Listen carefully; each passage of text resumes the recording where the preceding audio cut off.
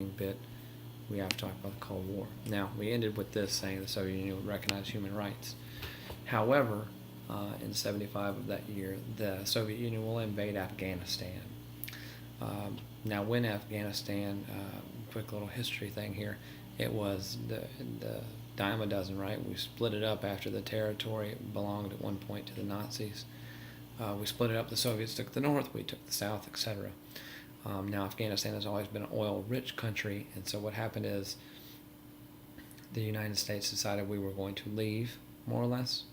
And when we did, the Soviet Union tried to expand downwards, and they get bogged down in this war. Now, the Soviet Union calls this the bear trap, which is their equivalent of Vietnam. It was a quagmire. They got bogged down into it. Lots of lives lost, lots of money lost. And we're maybe not so innocent here. Now, the Afghan rebels at this time were called the Mujahideen. And the Mujahideen means warrior of God. And as you can tell here, they were invited to the White House in 1985 and different things as this is going on. Now, the leader of the Mujahideen is a very young Osama bin Laden. And Osama bin Laden has some ties with some congressmen, and later on with the Vice President George Bush, and that kind of relates the Bushes to Osama bin Laden. And there was a deal that went down that wasn't so good, so we essentially sold them weapons and they used them against us, just like what happened in Vietnam, more or less. We were selling Ho Chi Minh weapons to fight the Japanese, and they used those on us. So I guess it's you have to be careful who it is, who that you're trying to get. And so there's the idea of the bear trap, right? Russia gets bogged down in Afghanistan for many, many years and loses a lot of money, and it doesn't go well. All right, election of 1976. Ford does not win re-election. We get Jimmy Carter. Now, the main thing to note about Jimmy Carter is maybe he continues to taunt a little bit, but he's forced with a very difficult decision, and that is to boycott the Olympics in 1976. They're being held in Moscow, and so the United States did not send a delegation that year. It was 1980. Sorry, it was 1980. So we did not send a delegate that year to 1980 to the Olympics, and we were doing this because the Soviet Union would not recognize human rights in Afghanistan. And so because of that, when it came 84 in Los Angeles, the Soviet Union did not show up for us. And so that's really all Reagan really had, Carter had to do with the Cold War. And then we get everybody's favorite, Ronald Reagan, in 1980. And everybody loved Mr. Reagan. Mr. Reagan was a former actor. He was in charge of a union. And he is staunchly conservative, and he is staunchly anti-communist. He will do away with the whole idea of detente and relaxing.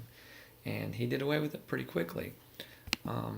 In one of his first speeches as president, he announces that the Soviet Union is, quote, an evil empire. And so right there you can tell that he's ratcheting up this. And he borrowed something. Maybe, people had seen this in the movie theaters or whatever. He said we're going to build what is called SDI, right? And so SDI stands for Strategic Defense Initiative. And this is the idea. We're going to put anti-ballistic missiles with tracking systems in space. In case they shot a missile, we could shoot it before it got anywhere near us.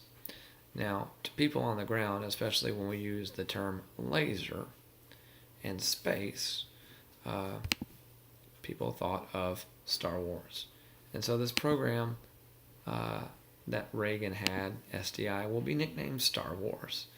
And the big thing is it did protect us. However, it was massively over budget. And so that does kind of hurt us in the end. Now, in the 80s as well, we get a new premier of the Soviet Union. Brezhnev passes away. And we get one Mikhail Gorbachev, or Gorbachev. He was made fun of quite frequently for the birthmark on his head. If you can remember the epic rap battles of history, which I bring up a lot. I can't show you because of the language, but he's the one that jumps out, hey, did someone say birthmarks? And so he is a very famous figure. Now, he is probably, in the grand scheme of things, we have Adolf Hitler, we have a mercenary, and we have a teddy bear.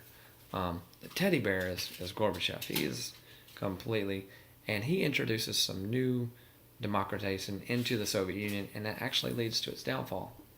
Okay, the first form he had was called Glasnost. All right, and in the picture here you can see hands shaking between the United States and the Soviet Union. The word Glasnost or Glasnost in Russian means openness. And so the general idea was they're going to start trading with each other.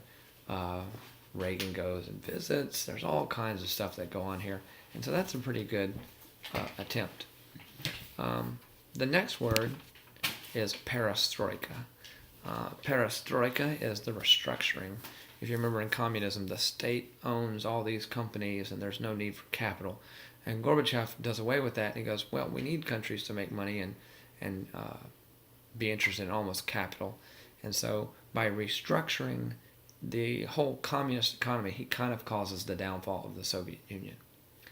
And so we'll look at that here in a second.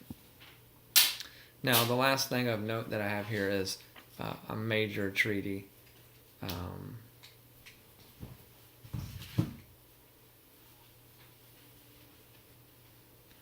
It's a major treaty we have there, and the general idea is the INF Treaty, and it stands for Intermediate Nuclear Range Forces. This is a massive, massive treaty along the note of anti-ballistic and SALT, which we'll get into with Nixon. And the whole mentality of this treaty here, INF Treaty, is to reduce the ballistic missile count.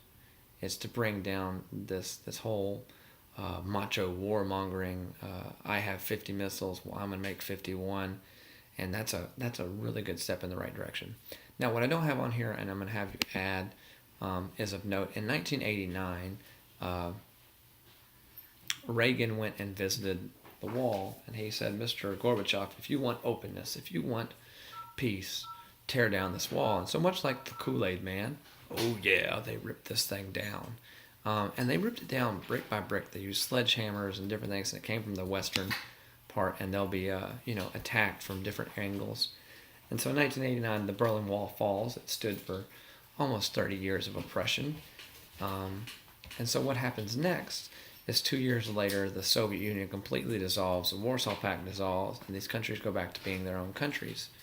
And as we saw with NATO, we looked at it. Many of them will join NATO, save Russia.